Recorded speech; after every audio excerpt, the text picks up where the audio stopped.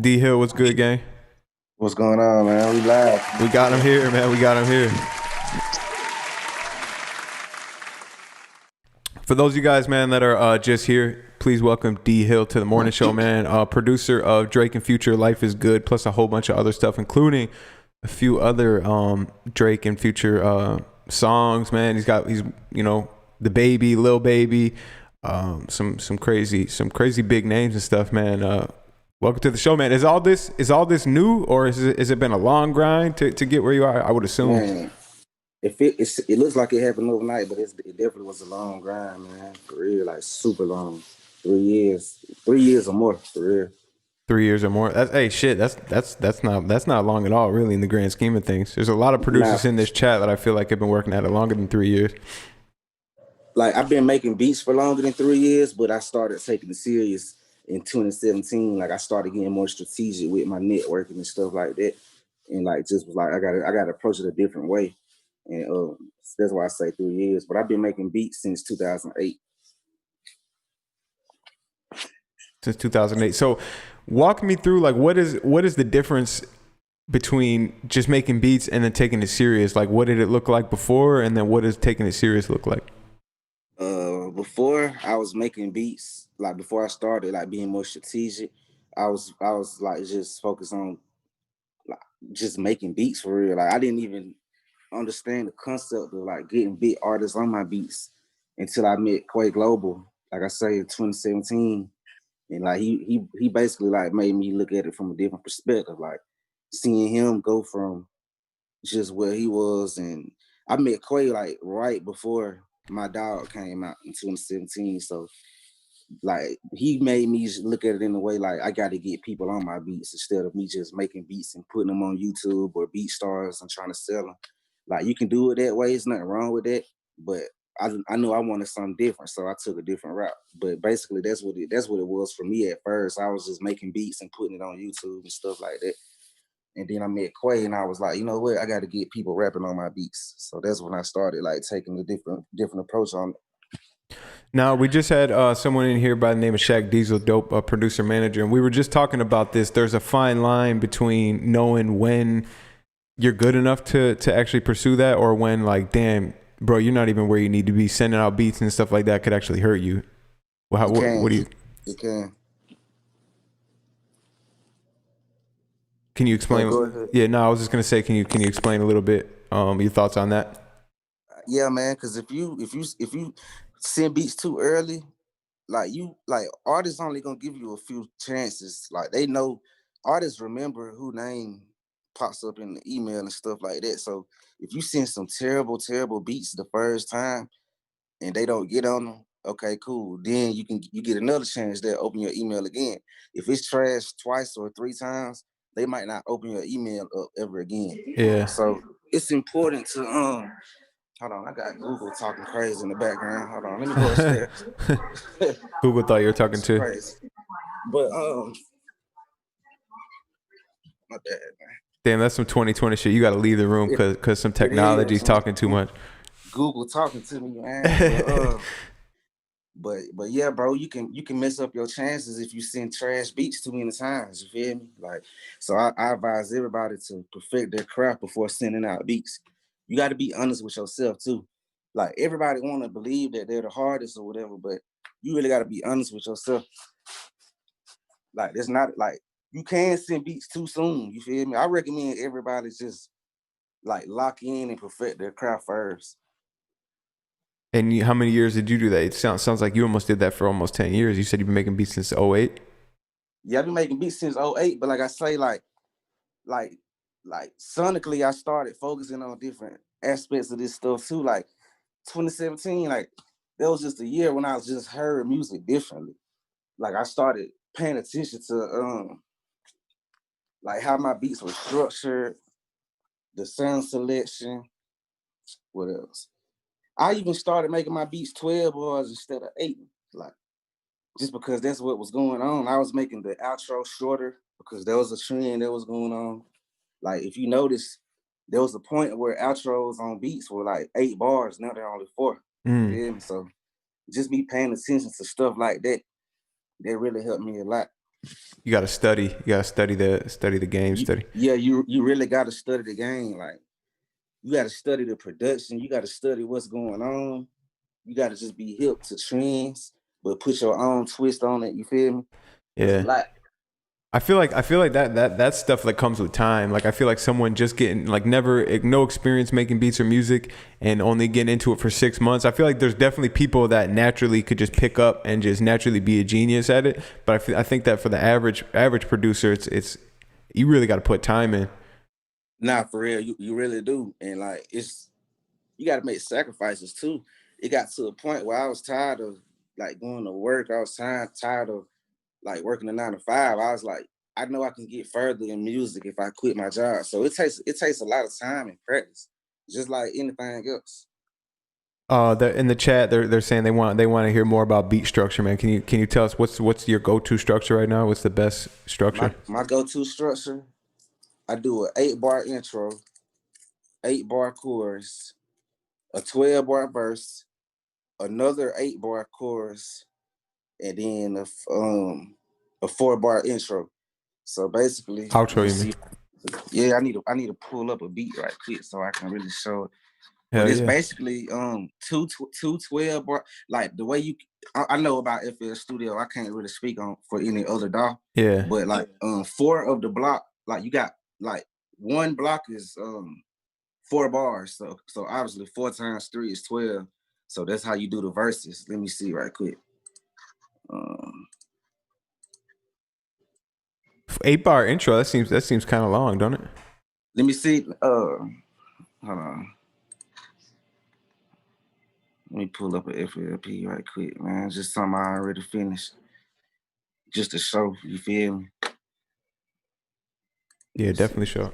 Nah, it's 4 bars, my bad. Okay. 8-bar verse. I said it wrong. Because it's like double, so it You feel me? Yeah. Yeah. That's my intro right there. You see what I'm saying? Okay. And this is my chorus right here. So this is 8. You feel me? This 8 bars right here.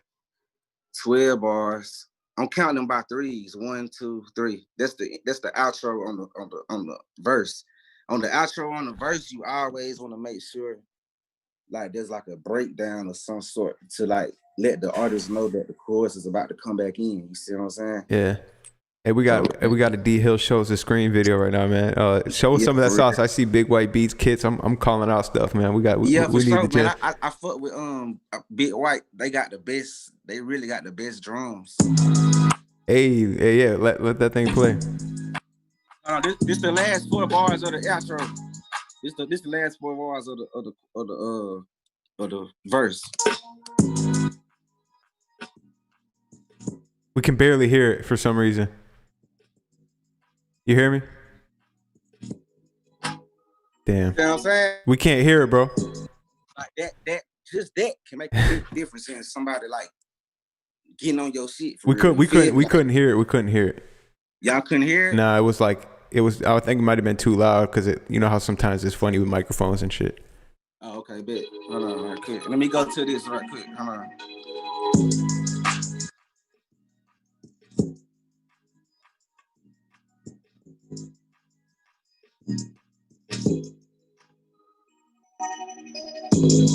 Like could y'all hear it then?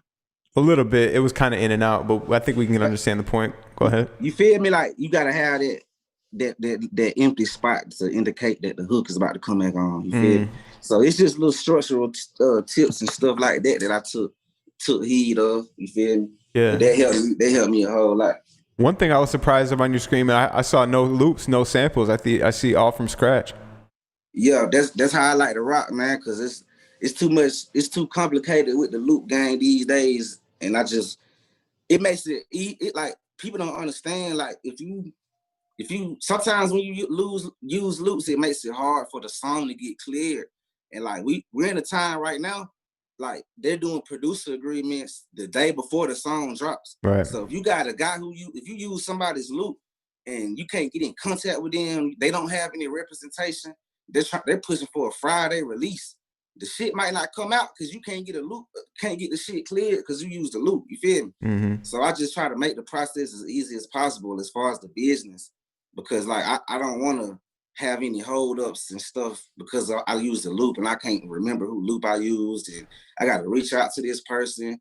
I mean, the song, like, if I was dirty, I could just say, you know what, fuck it, just drop the song, clear it, and then guess what? We risk getting a takedown request because somebody's not getting compensated. Yeah. I look like the bad guy because I didn't know who loop I use. You see what I'm saying? Mm-hmm. So I like to make everything from scratch and just keep it that way, just for business sake. What's the best way to like fix that? Because I feel like it's an awkward spot in the producer game right now. Like loops, using loops can be amazing, can be great, but it can also be, you know, like a situation you just described. Like, do you have any solutions in mind? Man, I feel like people should use loops of people who they got a relationship with already. Okay. A lot of times, like producers send me loops all the time, like Dropbox links, and if I can't even imagine using all of those loops because I wouldn't know. I can't keep up with it. Everybody, like, I got 100 different producers trying to send loops. If I use loops, I might use 20 different people loops. So I feel like it's important to find somebody who you like and stick with them. Make sure they got proper representation. If they don't, introduce them to your attorney or whatever the case may be, just to make everything flow easier when it comes to getting it cleared. But it's about having that direct relationship with the person who's making your melodies. I think that's really important, and that could stop a lot of that confusion and stuff. Yeah. Or you could use some of our royalty-free loops, producergrind.com. Yeah, for sure. Most definitely. I recommend it. And man, I gotta promote real quick, man. 50% off everything in the store. 50 to 75% off everything in the store right now for Black Friday. So go ahead, man. Check it out. Link in the description. You guys already know the deal. But but back to, man, could we tap in your screen a little bit more? I seen Biotek 2 VST. I never used that, man. Yeah, man. I'm showing the sauce today, man. Look, this I don't use, for the record, I don't use Omnisphere. You know what I'm saying? Why use not? plugins people do not use. You feel me? Like, Biotek is a great go-to plugin. I use mostly I used all Biotek on this beat right here. And I use Biotek on, it's a song I got with Lil Got It featuring Future. I use Biotek on that. So yeah, Biotek, it's a different plugin, and it uses less space. I'm all for like consumption of my space on my computer. Like, I got an i9 processor, but sometimes, you know, it can still get a little glitchy. But I like to use simple plugins like soft synths, you know what I'm saying? And Biotek is definitely one I recommend. Biotek 2, to be exact. So yeah, they got everything in here. It's basically synths. It's like, there's not no real, you know, some plugins got real strings. This is not one of those type of plugins. All the sounds are like digital and different, you know what I'm saying? Okay. Like, so, is there another plugin you could say it's similar to?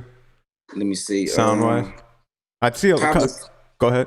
Probably Serum. You know what I'm saying? Okay. One of those. Serum. Yeah. Serum, okay. For sure. Now I see a couple people in the chat familiar. Let us know in the chat if you guys are familiar or not. Also, let us know in the comments too after.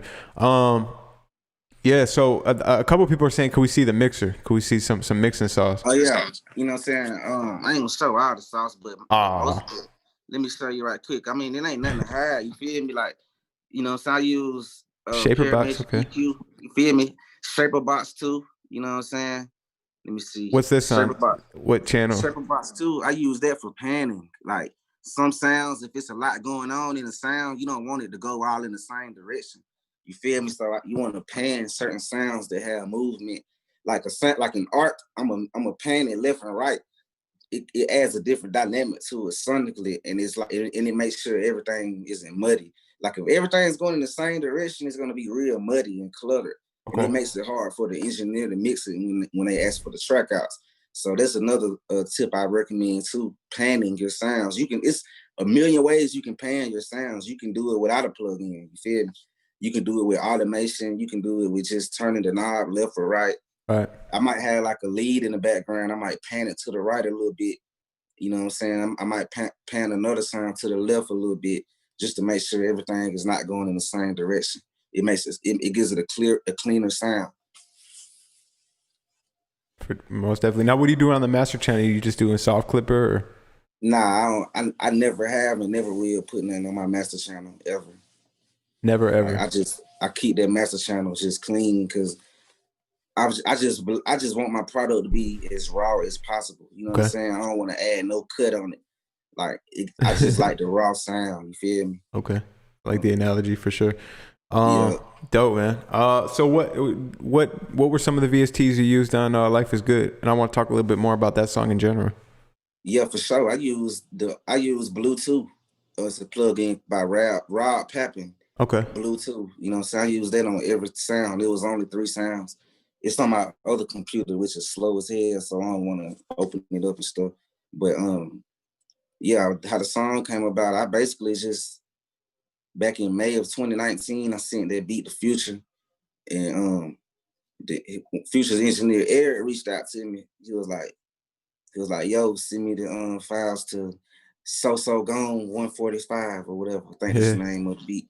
And he was like, ha ha, get ready. He was like, get ready, ha ha ha, like laughing. I'm like, it was a simple beat. I'm letting my bro hear it. I'm like, bro, that was the first track out they ever asked for. And I'm like, they really asked for the track out for this simple ass beat. You feel me? Like, it's like a regular mixtape beat. And they think this gonna be some big shit. Like, what? Like, I didn't understand it, but I didn't know they were gonna put it with a Drake song, you know what I'm saying? And to be honest, I think like that shit came on so hard because one thing about Drake that I noticed, like Drake don't like his 808 to be hitting too hard, you feel me? So like even on Desires, they turned the 808 down on Desires, and I noticed that, and I'm like, damn, they put an effect on my 808 to make it not hit as hard. But see, with Future in his camp and how they do things, Future want the 808 to hit hard. So that's why I like the difference between Drake's part on Life Is Good and my version is so different. Because like Drake's engineers made the 808 just hit moderately, then Future shit came on, it was just beat. So that I think that did a lot. That made the shit really, like that difference like made the song what it was, I feel like. Because it's just like a contrast between like the 808 not hitting hard, then when Future's part comes on, it's just like this explosion, you know what I'm saying? Yeah. So yeah, that's pretty much how that came about. Well, what about like the actual switch up? Is that something? They did that. They did that? Okay. Yeah, see, they did that. You feel me? Like I say, like Drake did that part, you know what I'm saying? Shout out to OZ and Embezzler. They produced Drake's part. Okay. You feel me? You know what I'm saying? Then I did Future's part by myself. So like that shit came on different because like I say, like Future don't care if his 808 hit too hard, you feel me? But the switch up was all up to them. That's why I was so confused when they asked for the beat, because it's such a simple beat. You know what I'm saying? You wouldn't expect that to be that big because of how simple the beat is, you feel me? Mm-hmm. And it wasn't one of my favorite beats, to be honest, even though I knew it was something different about it. Like over time, I literally forgot about the beat by the time they asked for the files, you feel me?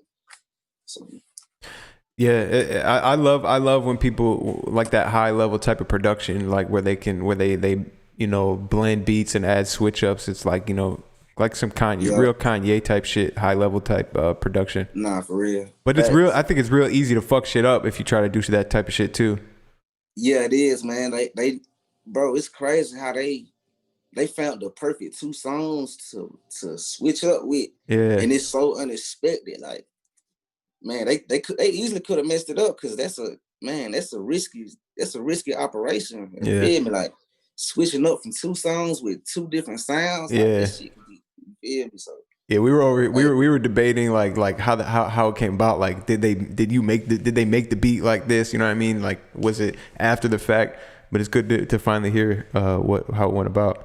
Yeah, for sure. How did you actually get the beat to them? Man, I've been working with Future for like a year now. Okay. And I was working with Guap Tarantino. He a close partner of mine. We make music together a lot. Shout out to Guap. I was working with Guap consistently for about 2 or 3 years. And one day he was like, yo, Future said send a pack. You know what I'm saying? So that was last year in April. And we just been locked in ever since. You feel me? So I basically just sent the beat to Future. And they did their thing with it as far as merging 2 songs together. You know what I'm saying? So, real dope. Talk to us about just navigating in Atlanta, because I know that I think your manager has said like you often refer to Atlanta as like the promised land for artists and producers. Yeah, for sure. Or you can look at LA like that. You can look at New York like that. You know what I'm saying? Like you can look at a lot of places like that. But me being from Georgia, you know what I'm saying? Like the closest major city was Atlanta, you feel me? And so I migrated there, started commuting there. And like people who live in Atlanta, they already know each other. You know what I'm saying? Like people really be cousins and don't even be working together and stuff. Or like my boy, I got partners who went to school with different artists and they don't even work together, but they so comfortable with knowing each other. So when somebody else new comes to Atlanta and they meet these people for the first time, it's a whole nother type of interaction when you just now meet somebody, you feel me? Yeah. Rather than already knowing them, you know what I'm saying? So that's how I look at it. Same thing with LA or anywhere else, especially like Miami. Miami work ethic crazy. Like the studio vibe in Miami is crazy. But Yeah, but yeah, I feel like you don't really hear too much about Miami scene. bro, don't let people fool you, bro. Like everybody be in Miami.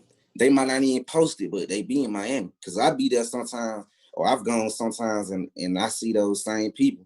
I know a studio owner in Miami and like we got a good relationship. So he always tells me like big artists that are coming through and whatever. He was like, yo, I got DaBaby coming to the studio tonight. Yo, send some beats.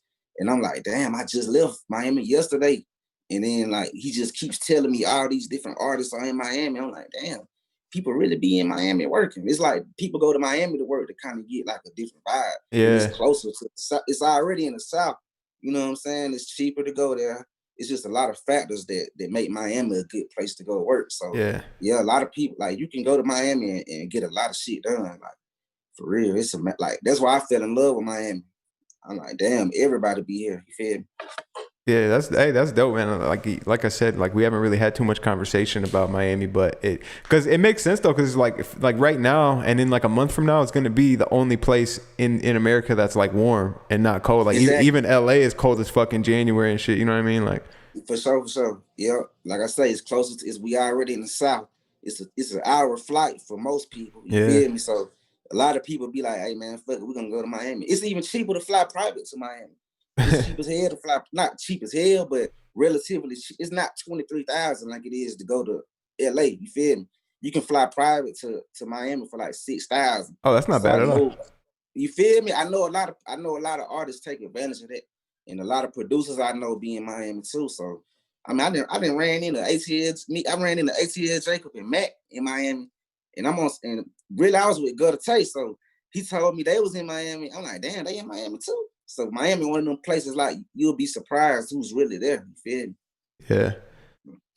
I found because we've gone out to Miami. Like we were at Khaled's spot doing a behind the beat with C Clip. Shout out to C Clip. And you know he kind of was like informing us on how Miami, you know, how the scene works and stuff. He said there's like a few key players like down there like kind of, you know, run shit. For sure. But yeah, talk to us about like for a producer that maybe doesn't have anything going on, like, and they were to go to a city like Atlanta or Miami, like, where do you even start? Like, where did you start? Man, I don't recommend this, but I started like I didn't really shoot for the industry. I just was fucking with the streets. You know what I'm saying? Like artists who weren't all the way there, but they were gonna be there one day. You feel me? So I just started fucking with the streets for real. Like I first met Quay. You know what I'm saying? I met Quay Global, and like he taught me a lot. I learned a lot from him just being around and watching him and stuff like that. And then I met Gutter Tay, you know what I'm saying? Gutter Tay responsible for the sound of Marlon Quill, you feel me? So me linking with them and navigating through the streets like that eventually that helped me like get into the industry in a way, you feel me? Like I linked with Guap because Quay told me to work with Guap. He was like, bro, you got Guap sound, you should work with Guap. And I'm like, Guap who? Guap Tarantino. This before Guap was even like verified on Instagram or anything. And I just always like just focused on working with artists who were not big, you know what I'm saying? Yeah. And I feel like I recommend that for everybody. Like, don't just try to shoot for the artists who are big. You gotta like fuck with the streets. You gotta fuck with artists who are gonna be that guy in probably 2 or 3 years. but it takes like really believing in somebody. You gotta have like a ear for potential, you know what I'm saying? And that's really how I started, and that's what I recommend. Like, don't try to shoot for the big artists. That's not gonna work, you feel me? Yeah. You gotta work with the smaller artists first and then work your way up, you know what I'm saying? I feel like in Atlanta, that's such a great approach, because there's so like you said, like, you know, someone like Guap, a lot of people would have overlooked him, but if you're just hungry trying to work, like, and you don't even, and say you didn't even realize who he's connected with, you know, working with him, you'll soon find out, you know, who he's tapped in, you know what I mean? And you might get invites to spots and like, oh shit, I'm in the studio with Future right now, just off the strength of. That's how it happened, bro. Like, I didn't know this. I ain't know Guap.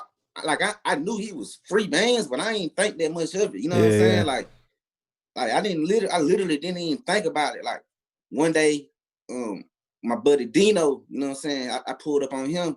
This when I first met Guap in real life. Like, me and Guap was working for a few months before I met him in real life. But I met one of Guap cousins, you know what I'm saying? My boy Dino, he was like, yo, come to the studio. Usually we was going to Loud House, but he told me to come to a different address. So I'm like, bet, let me just go to this studio, boom. I pull up, it's a gate, all type of shit. I realized, damn, I'm at free bands, you feel me? Yeah.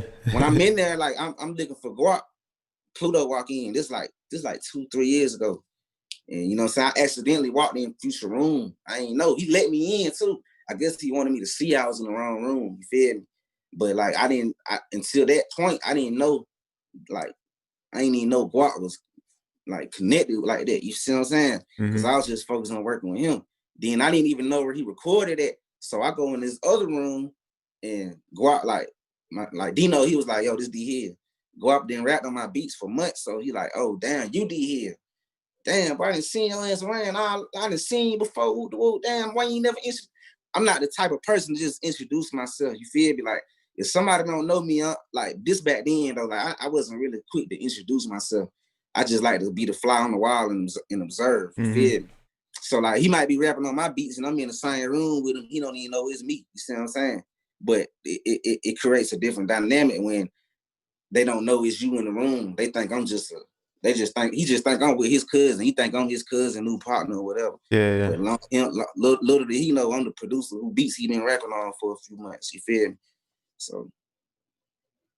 No, that's really dope, man, because Atlanta is literally just like that. I'm sure LA's like that too, but I just know from experience that LA, like, that was, you know, that's exactly how it's been. Yeah, for sure. So yeah, what I guess let's talk more about that. Like, I want to hear what your thoughts are on the intern approach, because it seems like your approach was definitely more of like a cool, like you were just saying, like, they don't know who you are in the studio. Like, you could be such and such. You could just be this rich guy who's friends. You know what I mean? Like, you know right. What I mean? They don't know exactly who you are. But what about putting yourself in a position of being an intern? Because then people can kind of figure you out easier. Like, what are your thoughts on that? I mean, I know a lot of people who used to be interns who are successful now. But like, my whole approach was, I don't want to work. Like, I don't want to feel like I'm working a job. You feel me? So when you're an intern, there's certain duties you have to perform for that company you're interning for. And it disables you from, like, really, basically, if I'm an intern and they got me working at the front that day or that night, whatever, I'm working at the front, making sure everybody good and stuff like that. And then you got a producer like me who's just walking in. I'm one of the people who you greeting. And you're the intern. Right. Instead, I'm walking in the rooms, but you're the intern who's greeting me. Yeah. Who's just about to go ahead and get a few placements real quick. You feel what I'm saying? And let's say right that you could both be in the same position. You could both have like no contacts. This is your first time ever being in the studio, but just because you're not the intern, you got the upper hand. Oh, I got the upper hand because guess what? I'm going in the room. You the one who greeting me before I go in the room. You did what I'm saying? So that's why I never wanted to say the intern approach. I always just wanted to say, hey, man, fuck the middle, man. I'm going straight to the source. You know what I'm saying? So. Yeah, no, that's. But there's nothing wrong with being an intern, though. It depends on what you're doing. Like, you might not have no sessions all the time. You feel me? Like, you might not be, like, if you're an engineering intern, they might not be recording. They might just be hanging out. Hey, guess what? I'm not an intern. I'm hanging out with them. You feel me? I'm in the back doing what I do, whatever, talking to them, whatever the case may be. The intern in the front, making sure ain't nobody unsolicited getting in and whatnot. So Yeah. it just depends, bro. Like it depends on the location, the area you interning in, all that. You feel me? There's so much that goes Yeah, into it. It's all how you yeah, it's all how you play your play, you know, whether you call it like your chess move, your hand, whatever, you know what I mean? Like there's unique situations and you got to maneuver and you got to play the game. Nah, for real. That's what people got to realize too. Everybody's situation is different. Like there is no set way to make it in this shit. Like it ain't no set recipe. You know what I'm saying? Other than never give up. But like everybody's route is gonna be different. Like I know some interns that like look at Matt. Matt was an intern. Matt Tazit, one of the best engineers ever. You feel me? Like Brian, you feel me? Brian Enzel, like he started off as an assistant engineer. I know a lot of assistant engineers who are gonna be great, amazing because of who they're around. But like just because you're an assistant engineer doesn't mean it's gonna be that way. It's just about being strategic and making sure you surround around the right people. You feel me? 100%, man.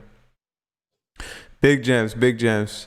So man, talk about man, let's see, man. Let's see what else we got to talk about, man. So for all the producers watching, well, what's been your biggest challenge as on your come up? My biggest challenge, let me see, biggest challenge. That's a good question. I was trying to take myself back to when I was in that, you know what I'm saying? Like trying to like get in. Like my biggest challenge was like just really staying positive, bro. Cause I went through some shit, like, you know what I'm saying? Sleeping in the car, like all type of shit. Like I might have just slept in the car the night before and I'm at the studio. I gotta act like I gotta act normal. I gotta like basically for like a long time, I made it look like I had somewhere to go. I made it look like I live in the now. You feel me? And that was a big challenge. Like I wasn't even involved with no women because I can't let you get close to me and really see how I'm living. You feel what I'm saying? So that was the biggest challenge for me. Like operating like I really lived out there. You can't even tell people, you can't even text somebody like, yo, I'm in the city. Let's work. Nah, like, you got to make it look like you already live in the city. You got to make it look like you already live there. So that was my biggest challenge, like playing the normal role when I'm living in hell for real, sleeping in the car, sleeping in the trap, all type of shit, sleeping goddamn. I'm at wintertime. I used to have to let my car keep running.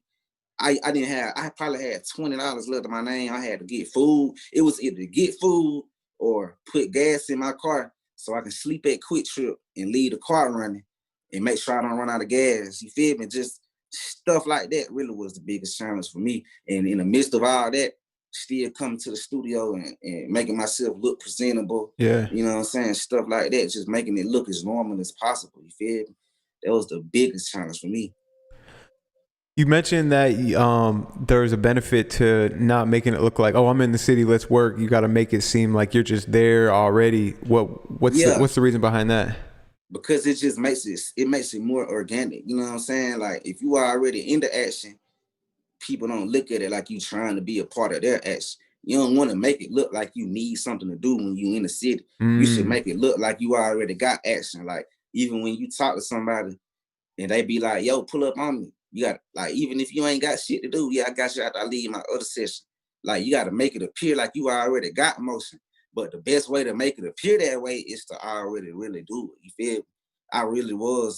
It was a point where I had to keep going to different studios. I ain't had nowhere to sleep. You feel me? So I had to like, yeah, I'll hit you after this session. I'm at QC, boom, leave QC, go to the studio that's at the trap, stay there for a little bit, boom, back at QC where I can get in there. Like it's just about making yourself really busy. But like crazy thing was I had to do that because I didn't have nowhere to sleep. QC was kicking me out. Guess what? I'm back in the trap with it. You feel me? So boom. I'm them folks at QC like, yo, pull up. I'm telling them I'm recording somebody right now, which I really was. Yeah. But that just was the result of me being forced to sleep in that environment, or you know what I'm saying? Like, so like that's that on that. Like just stay busy, never make it look like somebody else is the only thing you got to do while you in the city. You see what I'm saying? It's almost like the same as like talking to a female or something like that. Like you don't want to make it seem like you're just waiting around all day for then, sure, yeah. You know what I like mean? you feel me? Like, yeah, like, hey, sorry I didn't text back. Like a girl might be like, hey, sorry I didn't text back. Oh, nah, you good. I'm in the studio. What's the name right now? I'm not, you know what I'm saying? Oh, nah, you good. I've been in the studio. Or I might not even text back 2 hours later. I'm busy. You feel what I'm saying? So, yeah, it's basically just like that. You feel me? This is some real gems right here, man. Because it's crazy, man. How I sit down and talk to so many producers, man, and I always hear new gems every time. Like you would think it would kind of start to be the same shit, which there is a lot of the same strategy and stuff like that. But man, there's always something new, and I appreciate you. Appreciate you being real about it. Man, for sure. Appreciate y'all really have me. You know what I'm saying? Just give me this opportunity to share my methods and stuff on y'all platform. You feel me? I fuck with Producergrind heavy. Appreciate that, man. Most definitely. Yeah, I mean, so what as far as the strategy, man, you got any other hidden gems you could reveal? Hidden gems. They'll mostly come out based on questions you ask, you know what I'm saying? But I think that's the biggest one though. Make it look, you like not even make it look, you already got to be in motion. Yeah. You know what I'm saying? Even if it's a small little play, like you said, like just even if it's a small little play, like I used to record Young Mile and Lil Quill for like an hour. They might have a feature or something. I'm recording a verse. It might take 15 minutes. You know what I'm saying? But I might make it look like I'm busy as hell to the other people. It's like they respect your time more when they know you a busy man. You feel me? Yeah. Or a busy young lady. Like you got a lot of young ladies who producers now. But either way, no matter, you know what I'm saying, what your gender is, you get respect based off of your time. If you are busy, make yourself busy. You feel me? So people, they like you got to be exclusive. Like, oh shit, I got to catch him before he got down be on this or that. You feel me? Yeah. So it's just about remaining exclusive and making people appreciate your time. And a lot of that goes with like never being too thirsty and only being hungry. You know what I'm saying? It's a big difference between being thirsty and being hungry. You know what I'm saying? I think that's a good gem too. People should know. Difference between being thirsty and being hungry. Yeah. Now, what about on the opposite end? Because I feel like you can be a little extreme on that too, and kind of come off a little, like with a little too much pride, or like you know what I'm trying to say. What you mean? Like, okay, so you're playing like obviously the gem here is to play it cool. Like you don't want to come off thirsty. Like you want to come off like you're doing something. But what about someone that does it a little too much? They try to play too cool, and they end up. Hey man, you can't have no pride because then you're gonna miss out. You feel me? Like if I got an opportunity to pull up to the studio, I made myself actually busy instead of just looking like it. So like shit, I can't help that I'm really recording this person right now, or I'm really trying to sell beats right now, or whatever the case may be. You feel me? So you know what I'm saying? Like I'm not gonna never miss out on no opportunity. I'm just gonna make it look like I got other shit going on, or actually have other shit going on, or letting them know I got other shit going on. Like I say, they make them respect it even more. I bet they'll present the opportunity again. The other person will because they respect your time. You feel? Mm-hmm.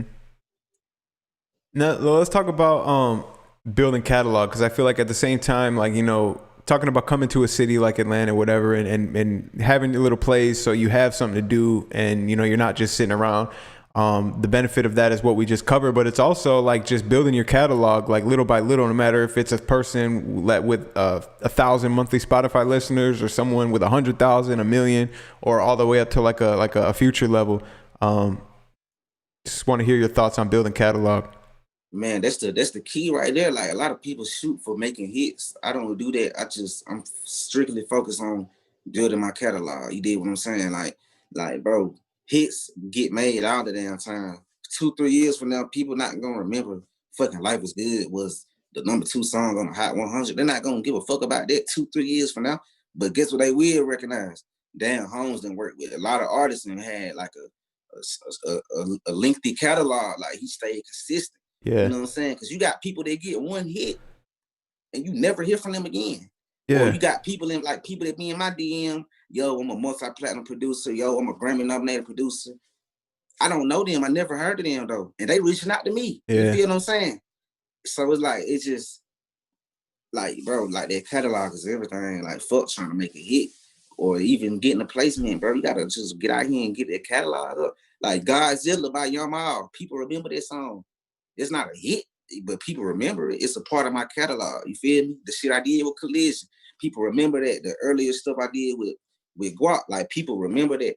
But like people respect your catalog more than you just getting one hit and falling off for 2 or 3 years, and you know what I'm saying. So the catalog is the only thing I'm focused on. Fuck trying to get a hit. A hit. If I focus on increasing my catalog, guess what? I'm increasing my chances of getting a hit. You feel what I'm saying? Yeah. But if I'm only out here trying to get a hit, then I don't got no catalog. You feel me? So shit, man, catalog is everything, bro. Like, man, I don't even recommend, bro. I still work, bro. A lot of people, I had to tell some of my producer partners who, you know what I'm saying, coming up, they telling me, nah, bro, I ain't working with nobody unless they the status of the artist, such and such artist. And I'm like, bro, you tripping, bro. You got to keep that catalog going. That's why you see me, I got songs with Future and Drake, but then I got songs with, you know what I'm saying, Lil Got It, No Cap. You know what I'm saying? They still streaming artists, but they're not as big. Right. And I still work with anybody if they hard, you feel me? Because it's about their catalog, dog. Nothing else matters but their catalog, you feel me? Now, being at the level you are, if you happen to, you know, be in a session and an artist with really nothing going on is there or approaches you or whatever and wants to work, are you trying to make money off that situation, like in the short term, or you just like, hey, if I play, let me hear some shit, and if we'll just, you know, I want to hear your thoughts. Man, I got an artist. It's my boy Glass House Beats. Like, y'all go check him out. He an artist I work with, and he just an artist I believe in. You feel me? Like, I ain't got no even Guap. You know what I'm saying? Like me and Guap, for instance, we building. You know what I'm saying? Like, you feel me? Before he even had his deal or situation or nothing, I was just focused on building. Same thing with my boy Glass House Beats. Like, we on some shit to where, bro, this shit gonna pay off in the long run. You feel me? That's how I look at it. If I believe in the artist sound and I feel like it's compatible with mine, hey man, we can make history, bro. Fuck all that paper shit. Like, I'm gonna get money from the other cats, you feel me? But if it's an artist who I know they really independent, yeah, man, I'm gonna rock with them. I know how the independent artist grind is. This shit ain't easy. Studio time, beats, graphics, videos. You know what I'm saying? That's not even including promotion that bro, people get scammed out of paying for promotion and shit. So right. I just understand the independent grind and I respect it so much. I just look at it as like, hey man, we're gonna build together. This shit gonna pay off in the long run. You feel me? Yeah. We're gonna create this sound. Guess what? The bigger artists gonna be trying to get features with your ass. Guess what? I'm gonna be making them beats. You feel me? So, yeah. You know what I'm saying? Just always looking at it for the long run instead of like the right now. You feel me? From the you know, the people that you've, you know, worked with and connect with, I'm sure you know, been in situations where you're around, you know, high level people that are just dropping big game, and you know, you got experience in this. What would you say to an artist that approaches you that's like, yo, I got a little bit of a budget, I don't got any fan base yet, I want to build a fan base. What would you tell them? What's the best advice you give them? Like, budget is like, okay, first I'm gonna ask them, okay, you got a budget. Where do you want to allocate most of these funds? You know what I'm saying? Do you want to pay for high quality production? Or do you know, you can either pay for high quality production, you know what I'm saying, for somebody like myself or somebody else, even somebody without major placements can have high quality production. For sure. You feel me? So boom. Or are you going to pay for high quality videos? You know what I'm saying? Or are you got some guys who be like, yo, I'm going to pay for promotion and get my beats off of YouTube for free. So they choose to allocate their funds into promotion. Yeah. Then you got some cats, they be like, you know what? I'm gonna get the hardest beats, nigga, and I'm gonna get the hardest production and the most highest quality videos. You know what I'm saying? And then they'll be like, hey man, fuck paying for promotion. They gonna catch on to this shit organically. Mm-hmm. So it just depends on, you know what I'm saying, how the artist chooses to allocate their budget, you feel me? Because there's different ways you can spend money on things when you're an artist, you feel me? But me personally, I recommend, of course, me being a producer, man, you got to have high quality production, you feel me? Like that helps people gravitate to your music more. And of course the videos, you feel me? So, like that's how I would recommend it. Over features, you'd recommend that? I ain't gonna lie, I forgot about features. I recommend features, you feel me? Like one of my cousins, super talented. He kind of into pain genre of music, you know what I'm saying? I fuck with him heavy, of course, been writing with him for a long time, but I told him, hey man, you should get a feature from Rallo. You know what I'm saying? Rallo Rodriguez, Holmes, he finna pop. He only doing features for $2,000. So boom, just look at it like this. I told Cuz like, look, bro, his name T Stirs, by the way. I say, look, bro, get the feature from Rallo. I do the beat. You know what I'm saying? You ain't gotta pay me nothing for the beat.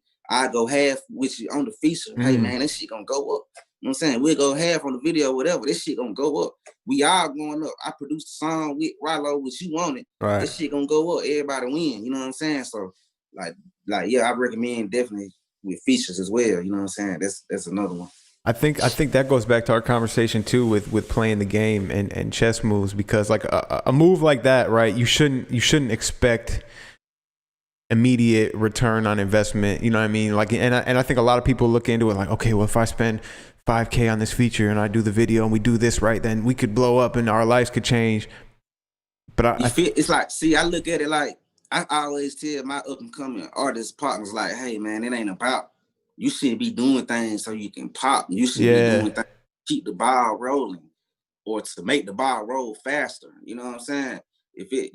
I don't recommend nobody just popping instantly. You feel me? Because that's another challenge for me too. Like I got a song big as Life Is Good. I had to sit back and reflect like, wow, what's next?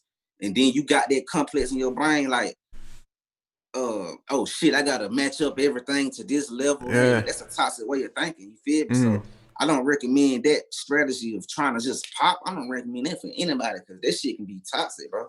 You know what I'm saying? People be fucked up because they can't meet up to that same level. Yeah. It's not about that. It's about keeping this shit going. You know what I'm saying? So looking back at your situation, you having a big song, looking back, what could you have done or should you have done to better prepare yourself for that moment?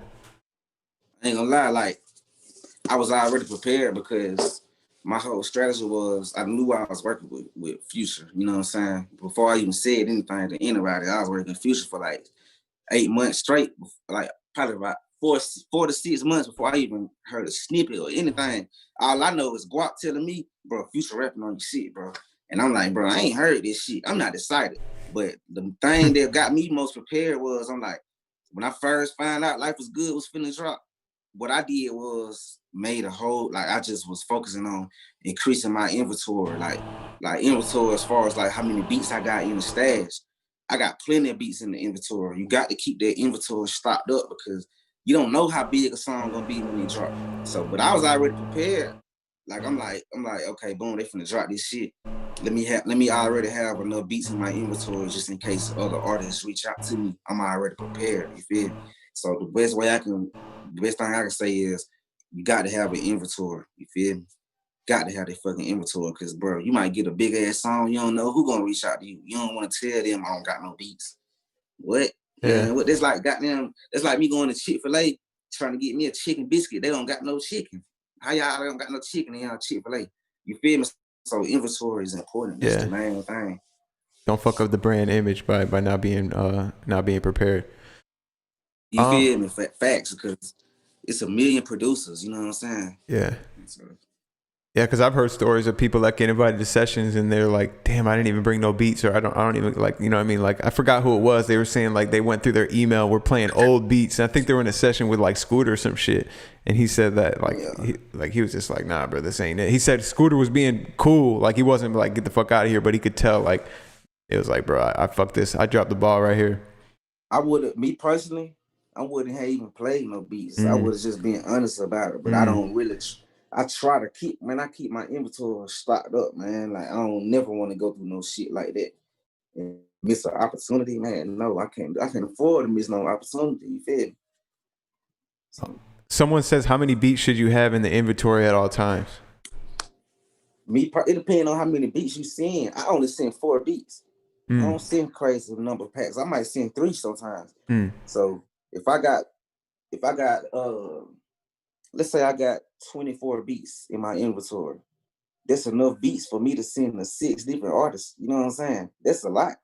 You feel what I'm saying? So that's another strategy I implemented. I was like, you know what? I'm not about to send these folks 10 beats and 6 beats or whatever. I'm sending 4 beats. You feel me? If they don't like them 4, man, fuck them. I don't, like, not literally, but hey, fuck it. I'm gonna send them to somebody else. But you gotta think, if you people who send like, let's say I send 10 beats to one artist, if they get on 1 beat out of those 10, that's a 10% chance of me getting a placement. If I only send 4 and they do 2 of the beats, that's a 50% chance of me getting a placement. You did what I'm saying? So I increased my chances by sending fewer beats. And that's based I gauge my inventory based off of that, you feel me? Yeah. So like I say, like 36 beats, that's a lot, you feel me? You know what I'm saying? Then especially if you got relationships with the artists, you can ask them, yo, did you get on this beat or that beat? They might say nah. So guess what? You still got those beats available to send to other people. Yeah. So I think 10 is excessive too, because I feel like most artists are gonna listen to, like, they're either gonna pick one of the first 3 or 4, or they're gonna move on to the next email. They're not gonna get to beat 10. Yep, facts. Man, they might ask for another pack. You didn't send 10 the first time. It's just something about that one email that just makes artists just be like, hey man, send me another pack. You know what I'm saying? That's why I just send 4. Now, you mentioned too that about producers and probably artists too not being consistent after seeing some success. What do you think is the biggest cause of that? Because this is something I've definitely seen. Just being around for a few years now, like people that you swore were on their way to really, really popping, all of a sudden they just kind of phase out, burn out. What's the biggest cause of that kind of stuff? Man, getting too comfortable, man. Man, I see people get money and just be chilling, all type of shit. Like comfort is a real disease, dog. Like, you know what I'm saying? Like, I'm still not comfortable. You feel me? Like, I just now got a bed probably like 3 months ago. You feel me? And Life is Good came out almost a year ago. So I just put myself in positions to where I don't want to be comfortable. You feel me? Like, once you get comfortable, you feel like you don't got to do as much. You know what I'm saying? So I don't know, man. Comfort, bro, that shit a disease. Like, that shit'll kill your ass, bro. Like, it'll kill your career. You know what I'm saying? So I just make myself uncomfortable on purpose. That's the biggest cause of people burning out. Oh, I got this amount of money, I can relax and do it and chill. Nah, man, this shit, man, it's about longevity. You cannot get comfortable. It always motivated me to see people like Southside still going. Man, Holmes, bro, Southside worked with Kanye West 10 years ago. He could have been stopped, bro. He could have been burnt out. Yeah. Hell, now he's still going. You feel? Yeah. So comfort is that's the biggest career killer, and it's easy to get comfortable. That's why you got guys in my DM talking about, hey, bro, I'm a multi-platinum producer. Yo, I'm like, bro, I never heard of you. No offense, I don't say that, but I'm thinking I never heard of this guy. He must have got comfortable. Now he back on it. You know what I'm saying? So yeah, bro, comfort, that shit kill careers more than anything. Work like you got nothing going. Yeah, for sure. Damn, that's crazy. Cool, man. Do you have time to bring in a couple people for a Q&A, or? Yeah, let's go. Let's do it. Okay, bet. We got man, Diesel, you still in here, bro? Diesel probably ask a really good question if he's still in here. If not, we got Joshwin George. Add him in here. So he's talking about, if you guys want to, go ahead and tap in. Let me see if I can spam the. Appreciate that, J Sewell. J Sewell spamming it. We'll take a couple. So if you guys want to go ahead and tap in. Joshwin George, you there, bro? Yeah. Yo, what's going on, man? I'm good. How are you? Pretty good, man. So, I didn't get to watch I didn't get to watch any of the show because I was actually in my class. Oh yeah. So you got to run it back, man. You got to run it back for sure. Yeah, I'm gonna run it back. I just wanted to get your advice. Like, so I'm like about to turn 13 in like a month. So, super young. Like, what do you think that I should be doing to be at the level that you're at as soon as I can? See, the thing is, this one misconception, like, there are no levels. You know what I'm saying? Like, there's literally no levels in this. You know what I'm saying? Like, it's altitudes to me. You feel me? That's one thing. Like, never look at it as levels. You said it's altitudes? It's altitudes. Okay. It's not levels. You know what I'm saying? Like, it's like levels kind of limit you. You know what I'm saying? Because, hey, there's only so much of a level. You know what I'm saying? Altitude never stop. But basically, man, just practice your craft. You know what I'm saying? When I was 12 or 13 making beats, I was literally just focused on making better beats. You feel me? And there's nothing wrong. Like now, the internet and social media allows you to get placements easier. So, but at the age you're at, hey man, focus on perfecting your craft, making sure you're making high quality production. And then after you master that, you should focus on getting your beats to artists, smaller artists who may be connected to big artists who may not be, but just artists in general who are talented. Because look at like Nick Mirror and Juice World. You know what I'm saying? Juice World didn't have no streams when Nick Mirror first started working with him. They took off together. So like never forget about those type of stories. That's why I always recommend that people work with artists that are talented, that match your sound of production. You feel me? That's what Yeah. I would recommend. But like I feel like whenever I hit up like an artist on like Instagram or whatever on email, like after like we have like a conversation for like maybe like 5 minutes, they're like, oh yeah, we locked in and stuff. But like after that, like they barely even like respond. Like after I send them my beats, they're like, oh yeah, I like this one, and they say the name of the beat and they're like they're gonna hop on that one or something. They say they're gonna use it, but later they just like I feel like I'm doing something wrong like when I talk to them. See, that's another thing. What kind of like? See, a lot of artists. I don't really like working with artists who write their music, literally write it. I like working with artists who punch in because they're gonna get on. They're most likely gonna get on your beats if they like them. People who write their music on like a paper or whatever, they'll be like, "Yeah, bro, I'm gonna try to write something to it." Nah, Yeah. you know what I'm saying? You should focus on working with I artists don't who think, just gonna pull that shit up and get on it. You feel me? yeah, Yeah. but like most people, because like whenever I reach out to artists, I reach out to like Detroit artists because Detroit has like a different sound, and I try to like get to that sound. So So whenever, and I know they all freestyle. Like none of the Detroit rappers like they don't write their lyrics. nah, some of them do. I know a lot of Detroit artists that do write their lyrics, and that's a problem. I came with like a problem I came with. You feel me? That I faced like artists from Detroit sometimes write their music. You feel me? That's like I'm glad you said that. I'm tapped in the Detroit market real well.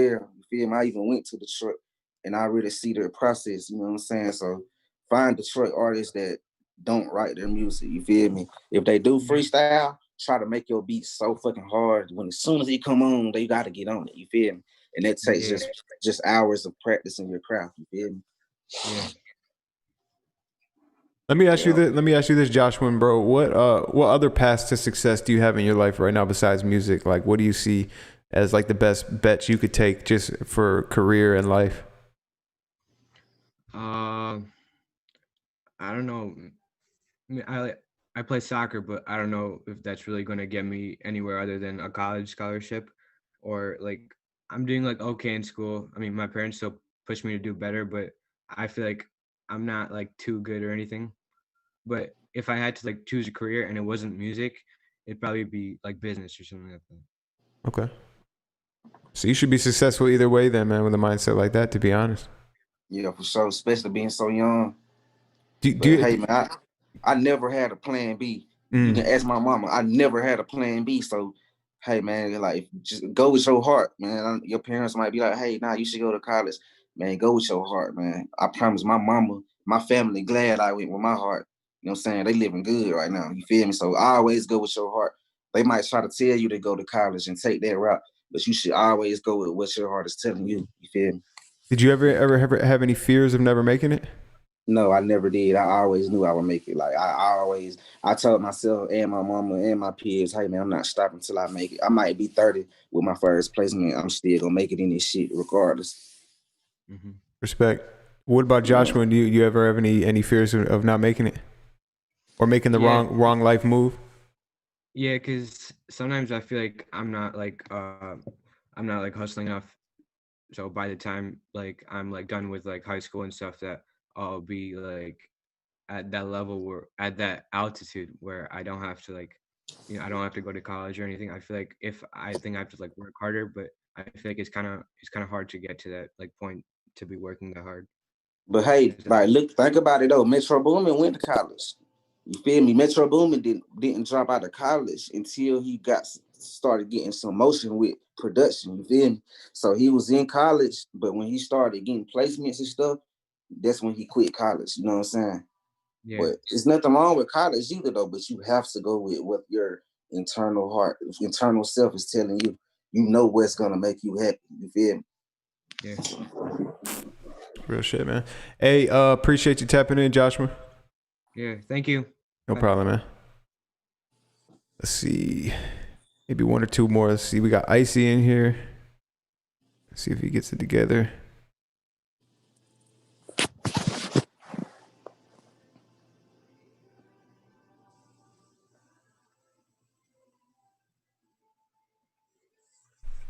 See who can get it together first.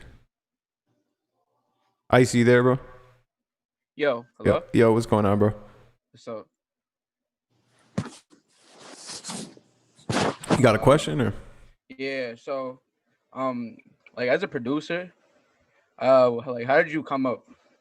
You gotta run the episode back, man. Hello? Can you hear me? Yo, Yeah, so when you came up as a producer, like how did you get emails and stuff? hey man, I'm still coming up. They don't, bro. People don't message me back all the time, bro. Bro, I got all these placements. People still don't message me back, dog. It's still a challenge. I still find new ways of getting emails every day. Sometimes this is a thing though. Like I'm blessed to be in a position I'm in because now people produce, like artists feel comfortable giving me their numbers. That's what it's really transitioning to that they don't tell you. People don't even like getting. If you're not sending beats to the engineer, like artists nowadays where it's slowly shifting to either you're sending beats to their engineer or you're sending beats directly to their phone. If they feel like you're gonna be annoying, guess what? They're not gonna give you their number.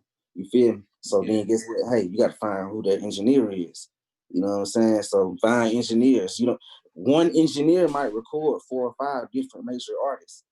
And engineers be so low key, don't even know they record such big artists. Like Playboy Cardi engineer, he a low key guy, but guess what? You send beats if you want to get placements from Cardi, you got to send beats to him. You feel what I'm saying?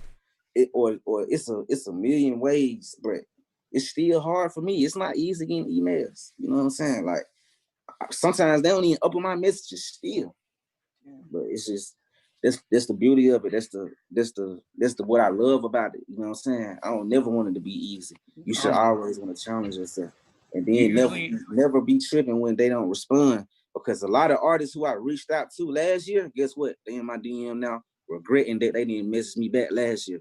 Now they signed to a label. More of their budget got to go towards paying me for my production because they slept on me last year. You feel me? So man, it's still a challenge, bro. I'm still coming up. So I have another question. Do you recommend getting signed as a producer, or do you like recommend staying independent? You can get signed as a producer, you know what I'm saying? There's nothing wrong with that. Shout out to Project X, 808 Mafia. 808 Mafia is one of the biggest. You feel me? And all of them, you know what I'm saying? Shout So out to if you can Project sign X. to somebody like that and get game and resources and stuff like that, you never gonna lose. You feel me? So it's nothing wrong with signing as a producer. I would recommend signing to a producer, not signing to an artist. Never sign to an artist as a producer, because then that limits you to only working with them. They might fall off after 2 years from now. You feel me? And you in the contract where you only got to work with them. Hell nah. So I recommend if you do sign as a producer, sign to a producer. You feel me? Yeah, and actually, no, that's all the questions I got. Thank you for answering them. Cool, man. All right, so last but not least, Chris Garcia, what's going on, gang? Hey, what's going on, Dylan? Morning, D.Hill. What's going on? Not much, man. Just I guess a quick question here, man. Hearing your stuff and all that, like I've been a fan of your work for a minute too, bro. So big salute up to you, man. Thank you. Appreciate Just what's the key, bro, to having like a really solid mix when you're sending out beats and all that? Like I feel that that's kind of been one of my I guess one of my downfalls as far as a producer. Like I've been doing this thing for about 12, 13 years now. And I feel like my mix is okay, but having that high quality beat that's just gonna like really gravitate toward that artist, whoever I'm sending that out to. Man, it's about knowing the artist. Like for instance, Future. Probably a few weeks ago, I was with him and I was explaining how I made the beat to Desires. I made it in headphones, so that made it hit harder. You know what I'm saying? Like in my brain, I'm thinking I'm making this beat in headphones. So guess what? I gotta make sure it's hitting hard because it might not be hitting as hard as I perceive it to be because I'm using headphones. So Future don't mind if the mix is not clean at all. They got engineers who gonna clean it up. I don't focus on making my beats clean. I keep it raw and I keep it street. I don't want a clean sound. You feel me? But I don't. It's all about volume control. My drums on my mixer, I can show y'all a million beats. I never turn down no drums on my mixer. You feel me? Like I only turn down the melody. You feel me? So it's all about leveling and making sure if you got a sound with movement, like an arc, make sure it's not going in the same direction. You got to make it go. You got to add stereo separation or panning to make sure it's not going in the same direction. But like I didn't have a beat that was literally the 808 was too loud and a certain artist didn't give a damn. You know what I'm saying? Because guess what? They got engineers who gonna clean it up. You just got to make hard beats regardless. You feel me? Right. Yeah, because I feel like that's kind of been one of my problems. Like where some of the artists that I try to tap in with, they say that the beat's good. It's got a lot of potential. Oh, the mix just needs to be cleaned up a bit. It needs to. And I guess I'm sending to artists that really care about a mix right from the jump. Another thing too, bro. When you EQ, take out some low end on all the melodies, because when you take out low end on the melody, like some melodies might have a little more bass in it and you can actually hear, and it clashes with the bass of the 808. You feel me? Or the sub or the bass, whatever type of bass you use. Always turn down the lows on your melodies, raise up the highs a little bit, so that way your melody is not clashing with your bass or your 808. You feel me? Right. And that's a good way to make it like kind of clean. You know what I'm saying? Right. Yeah. Oh man, I appreciate that, man. Hopefully I can try to apply some of that sauce right there to my own beats, and hopefully it gets sure, cleaner. I can help you better if I hear some of your beats. So message me on Instagram and we'll put it together where I can actually hear some of your beats. And you know what I'm saying? Maybe I can hear what the artists hear and I can help you more from there. You feel me? I appreciate that, D-Hill. I'll definitely shoot you a message on the gram and all that. All right, bet. Fire, You, man. bro. And D-Hill too, just to kind of bounce off what that interaction right there, would you recommend someone like maybe like, you know, their first time in Atlanta reaching out to somebody like you or another producer who's kind of in the game and just paying to be in the room with them, paying whether it's to collab or just be like, yo, I just want to come play some beats and ask you some questions. I got, you know, what's your hourly rate? What would you charge for something like that? Do you think investments like that are smart? I don't think so, because like I can just imagine somebody actually coming at me like that and I'd be like, nah, because I mostly work from home. You feel me? And I don't really just allow people to just be in my home like that. You know what I'm saying? But well, what if it was at like a studio or like I'll book a session and you pull up? Consider having an event for that purpose, but like as far as a one-on-one interaction, I don't feel like my time can be paid for. I would respect it more if that person maneuvered their way and then they just so happen to be in the same room as me and I'll be like, what's up, bro? I'm here. And they introduce themselves back to me. You know what I'm saying? I would respect it more like if they slithered their way in and they just so happen to be in the session that I'm in and I gotta introduce myself. You feel? Okay. So more creatively than direct. I get it, because I think coming across like that too, you can be perceived as a lick, and you can stay in that. Some people, they just gonna take your money and not even offer you the real services. You feel? It's like how there's a friend zone, there's also a lick zone where you can you're gonna stay in that zone, and you're gonna always be a lick. Nah, for real, because it's like people that, I mean, you gotta think it's like people, like let's say a girl got an OnlyFans and you subscribe to her OnlyFans and you paying her all this money, bro. You never gonna link with her. You never gonna meet with her. She just cool with you. She just cool with taking your money. Yeah. And she, bro, you might send her $3,500 in a month. She still not gonna link with you. You feel me? Yeah. You a lick. You know what I'm saying? She don't want to mess that up. So it's just the same. It's kind of the same way. You never want to be the guy who's known for paying their way in. And I'm not saying it won't work, but you don't want to be known for that. You hear me? Now, you think that same thing goes with buying features? You think that buying features can put you in that zone? Not really, because sometimes when you buy, like artists buy features, like look at Stunner 4 Vegas. He bought a feature from DaBaby. Guess what? DaBaby signed him. You know what I'm saying? Rollo Rodriguez bought a feature from Lil Baby during his early days.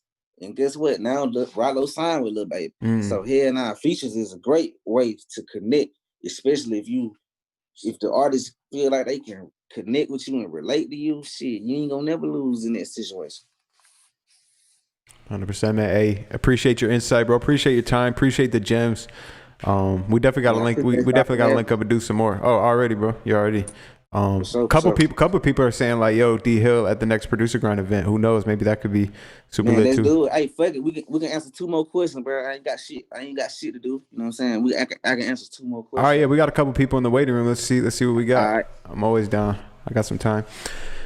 Drillbit. Let's get him connected, man. Yo, what's up? You guys got it all here? Drillbit, what's good, man? Been a minute. What's up, man? It's been a minute. What's good with you, man? Been good. I see you still been in the chat. Yeah, I try to slip in every once in a while. I'm trying to keep it G with y'all. Quick question for you, my guy.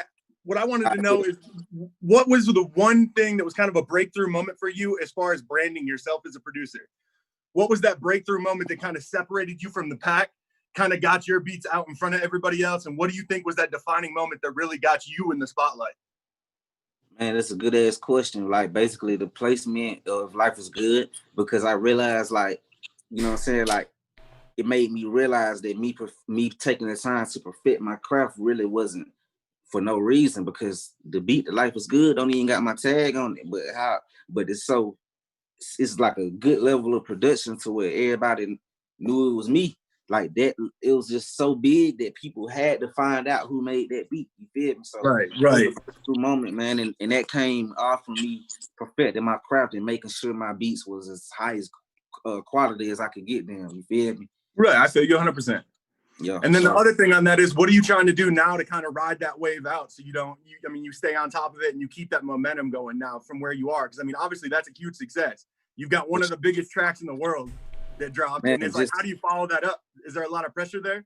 Nah, like, see, I always told myself it's not about trying to get something as big. I just want to focus on keeping my catalog going. You know what I'm saying? When I'm working with artists like No Cap, Lil Goddard, Johnny Cinco, you know what I'm saying? I'm keeping the catalog going. I'm keeping myself in these people's ears. And that's just like, that's me keeping my brain going. Now, all the beats got my tag on it. So there are always people hearing me all the time. That's my goal, is just to be in every setting. I want to be like, if somebody at a club or a party, they're gonna hear about 3 or 4 D.Hill beats. And one time I was on YouTube, I don't never listen to my own music I produce. But one time I was just in here on YouTube, and 4 songs I produced came on back to back. So they kind of let me know I'm doing something well. And it's like with artists of different calibers. If I only focus on working with big artists, those artists only drop probably once a year, twice a year. I'm focused on working with artists who release music more, and that just so happens to be lower caliber artists. So it's all about me keeping my catalog going and not trying to like match a certain, you know what I'm saying, placement or whatever. I just want to keep my catalog going for real. So those are the artists you're mainly focused on right now? Do you have anybody else in the streets right now that you kind of got your eyes on that are coming up? People that maybe we don't know about? You know what I'm saying? Guap Tarantino, Glass House Beats, you know what I'm saying? T-Sturge, you know what I'm saying? It's a lot of artists like up and coming that I know gonna blow one day. And I'm just on them early, and I love the fact that I'm with them early. You feel me? So never be afraid to be with the artists early. Like, look at Ant Chamberlain and Tusi. They going crazy. Right. Stupid crazy. And bro, like, it's just, you never want to just limit yourself to only working with big artists. You always want to believe in people. And then, you know, in return, the universe is going to give you with the same thing. Guess what? If you believe in somebody else is going to believe in you one day. You feel me? So, you know, so I just always recommend just working with artists who are talented to you, who you know that with them you can make the most high quality music with. You feel me? Got you. All righty, my guy. Well, I appreciate you answering some questions for us. I'm going to jump off here in case there's anybody else. I know you said you were going to take, I think, one after me or something like that. So I want to give somebody else a chance to pick your brain as well. But I appreciate you coming on this morning. Appreciate you tapping in, bro. All righty. See you guys. Yes, sir. Karmatosed. My bad. Karmatosed. Okay, I get it. What's good, bro? Oh, he didn't connect. There you go. What's good, bro? There you go. Hey, man.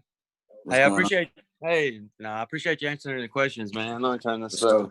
I was just curious. I've been struggling with transitions between like the hook and the chorus, and the bridges. Like, how do you connect your songs and the different parts?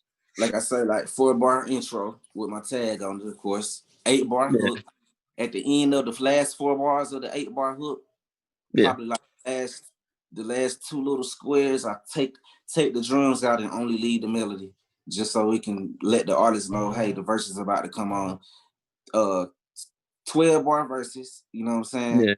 So that means 3 4-bar increments. On the last of the 4 bars, you know what I'm saying, on the 3rd, 4th, basically, I take out the drums to indicate that, hey, the hook is about to come back on. So it's about taking the drums out at the right part and adding the drums in. And, you know, you never want all the sounds to be going in the beat soon as the hook comes on.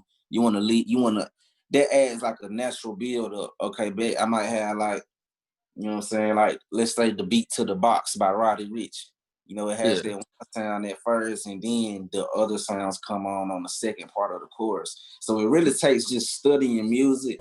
A lot of times I listen to songs back to back to back to back to back just to study the arrangement of the production. You feel me? Yeah. It just takes studying and listen to songs that are popular and study those songs and study those beats. And if you can find the actual instrumental, listen to the actual instrumental so you can practice arrangement. You feel me? So you can really hear the arrangement. Okay. Yeah, like, I don't know. It's been like they've been there's like 2 different songs clashing into each other almost. Like, and yeah, you got to make sure you take the drums out at the right time. Okay. You know yeah. No, that's some good advice, man. Well, hey, I really appreciate you taking all the extra time, like, just to talk with us, man. That's no problem. Some good advice. Thanks a lot. So I appreciate you asking me a great question like that. Thanks, man. So speaking of all this, I know that you've been streaming and stuff on Twitch. What are your streams mostly? Are they mostly like you cooking up, or you reviewing music? What goes on in your streams? It's a mixture of both. Sometimes I might be reviewing beats, and then when I get tired of hearing beats, I might cook up a little bit. I might cook up about 2 or 3 beats. But I realize I get a lot of traffic from me playing people's beats and giving my, like, if I don't like your beat, I'm not gonna put you on blast. You know what I'm saying? Hopefully you win the stream to know I played your shit and I give feedback. You feel me? But if I really, really like the production, I'm making sure that producer gets the spotlight they deserve and stuff like that. You feel me? And then I literally show my whole screen when I'm cooking up too. So yeah, man, y'all make sure y'all tune into my Twitch, man. Is it just say it? I was about to ask you, what is it? D.Hill HH. D.Hill HH. So twitch.tv/DHillHH. Yeah, the HH stands for High Hill. This is my company. Okay, fire. So, hell yeah. Is there merch available? The merch is on the way. It should be here next week. You know what I'm saying? I'm gonna be doing a lot of giveaways and stuff. Mostly I'm gonna be really just giving away the merch. It's an investment I'm not gonna make no money off of, really. You know what I'm saying? It's just about me branding. And a lot of times when you're trying to push your brand, you can't really just be focused on selling the product. Agree. You really gotta be focused on the brand. I'm in a position where I can invest and take a L in return of me building my brand. You feel me? So I'm all for it, man. Merch is on the way in a few weeks, probably next week, depending on how the holiday schedule is and whatnot. Some people been asking about the hat too. Is that your merch or is that? Nah, this ain't my hat right here. Y'all go follow Whole Lot of Racks Inc. on Instagram. Whole Lot of Racks Inc. It's my boy Julio shit, man. You know what I'm saying? I got a lot of his gear. Racks Heal Pain, which they kind of do, but I didn't have racks and still being sad. So this statement is to be taken lightly, but you know what I'm saying, slightly seriously. But yeah, Whole Lot of Racks Inc. on Instagram. Whole WHOLE LOTTA Racks Inc. INC.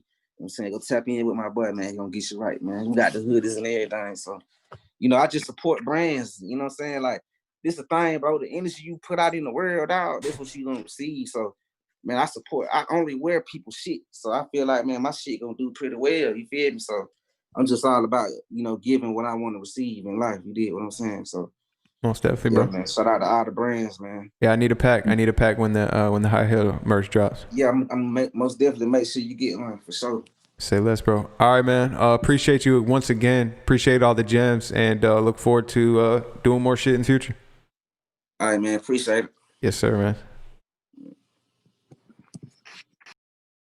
Yes, sir. Yes, sir. Another dope, real dope episode in the books. How many people did we get here, man? How many people were tuned in? Because this was gems. I think we were up to 300.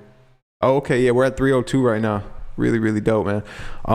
Yeah, man. Let us know in the chat what you guys thought of this episode. Come stop by the video after the video goes live too, and drop a comment. And let people know what gems to look for. What maybe even leave a timestamp for the.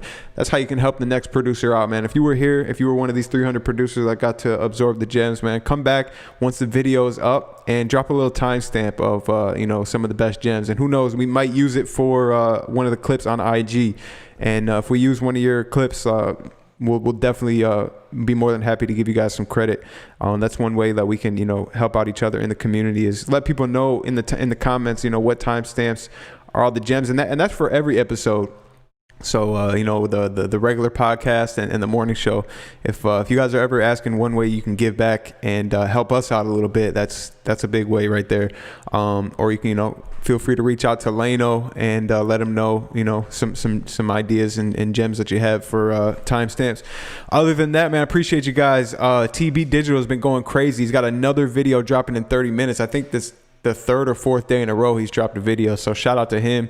And that's on the Team Producer Grind channel. Shout out to everyone. We do have our Black Friday sale going on right now. It's 50% off everything. So some of the kits that we dropped throughout 2020, some of the legendary TB Digital, like the One Shot kit and the All You Need drum kit, Fernudo's Whip Up drum kit, are all 50 to 75% off right now. You can get it for the ultra low, get it for the extreme low. And also we got some new stuff. So if you guys didn't grab the 24K Mood kit yet, that's a huge pack, one of the best deals on the site right now. Also, the Producer Grind care package is a little bit cheaper than it was when we launched because the battles are over. So you can catch a lot of good deals. Appreciate everyone tapping in, and I'll be back Friday. We'll be doing some Black Friday will be a big day. It'll be the last day of our Black Friday sale, unless we actually, you know what, no, we're going to keep it going to Cyber Monday, so it's going to be available throughout the weekend, but we'll still be here Friday, and we'll be doing beat critiques, and look forward to tapping in with you guys on the community. I want to know what your guys' thoughts were on this interview though, so if you got the time, man, if you remember, come back once the video is up and drop a comment and let people know where the gems are, man. Let them know. I'm out. That's all I got for you guys today.